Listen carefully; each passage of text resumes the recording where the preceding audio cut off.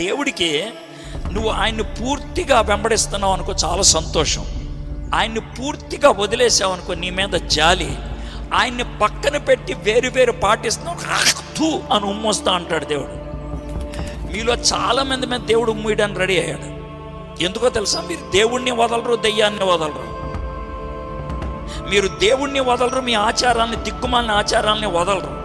మీకు 3 ఆచారాల గురించి చెప్తాను. మీలో 195% దీన్ని పాటించేవాళ్ళే. 3 ఆచారాలు చెప్తాను.